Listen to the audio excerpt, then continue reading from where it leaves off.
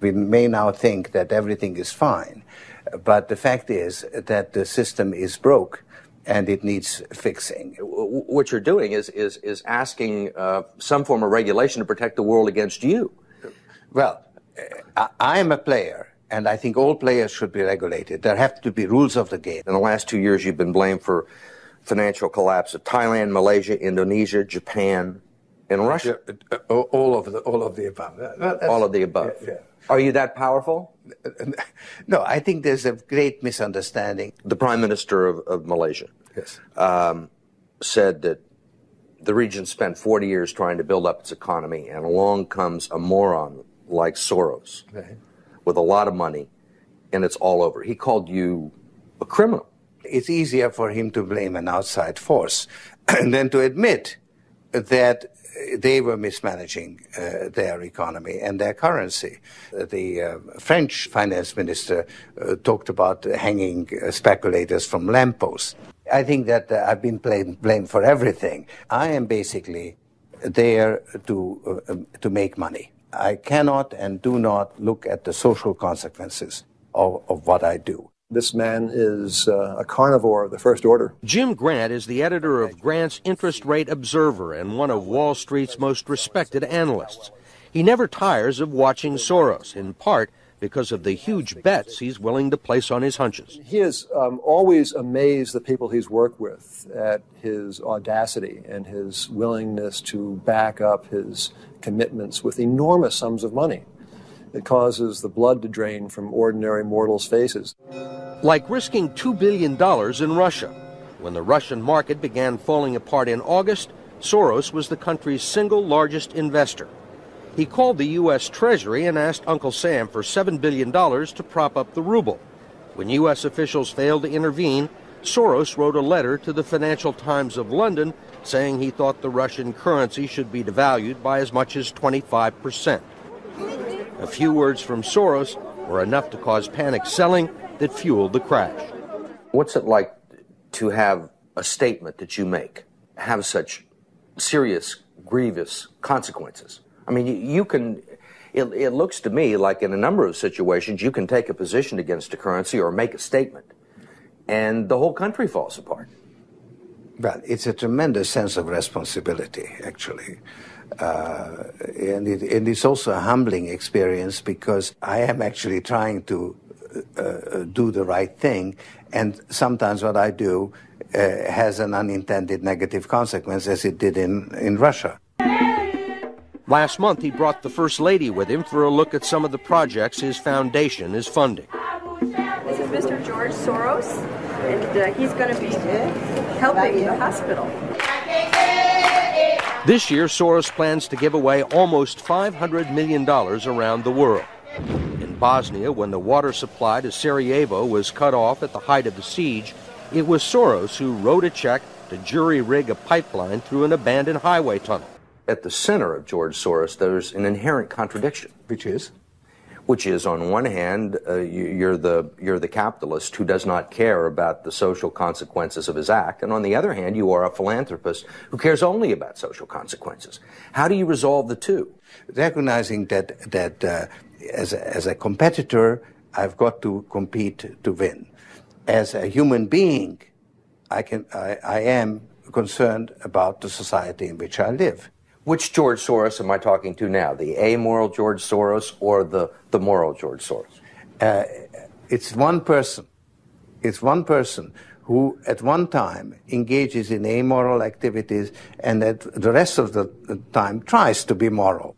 You're a Hungarian Jew who escaped the Holocaust by posing as a Christian. Right. And you watched lots of people get shipped off to the death camps. Right. I was 14 years old. And I would say that that's when my character was made. In what way? That one should think ahead, one should understand and anticipate events, and one is threatened. It was a tremendous threat of evil. I mean, it was a very personal experience of evil. My understanding is that you went out with this protector of yours who swore that you were his adopted godson. Yes, yes. Went out, in fact, and helped in the confiscation of property from the Jews. That's right. Yes. I mean, that sounds like an experience that would send lots of people to the psychiatric couch for many, many years. Was it difficult? Not at all. Not at all. Maybe as a child you don't see the connection, but it created no problem at all. No feeling of guilt. No.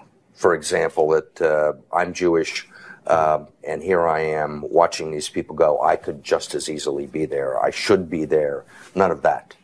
Well, of course, I could be on the other side, or I could be the one from whom the thing is being taken away. But there was no sense that I shouldn't be there, because that was, well, actually, funny way, it's just like in markets, that if I weren't there, of course I wasn't doing it, but somebody else would be taking it away anyhow. In other words, whether I was there or not, I was only a spectator, the property was being taken away. So I had no role in taking away that property. So I had no sense of guilt. Are you religious? No. Do you believe in God? No. Actually, President Mandela asked me, how could South Africa protect itself against speculators like you?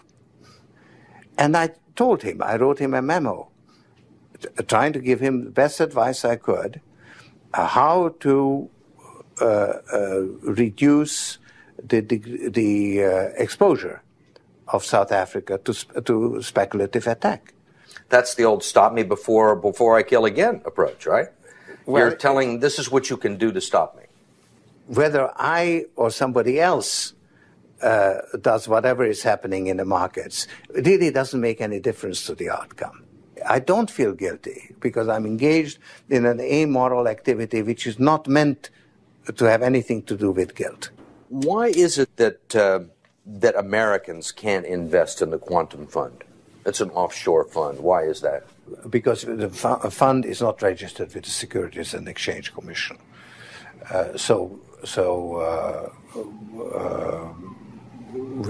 We are not licensed to do business in the United States. That's right. Because? Because we are not registered with the Securities and Exchange Commission. Because we find it more convenient to operate without it. So in some ways it's to escape regulation. Yeah, that's right. But you've been sitting here talking about the need for regulation. Yes, and whatever regulations are imposed, we will obey.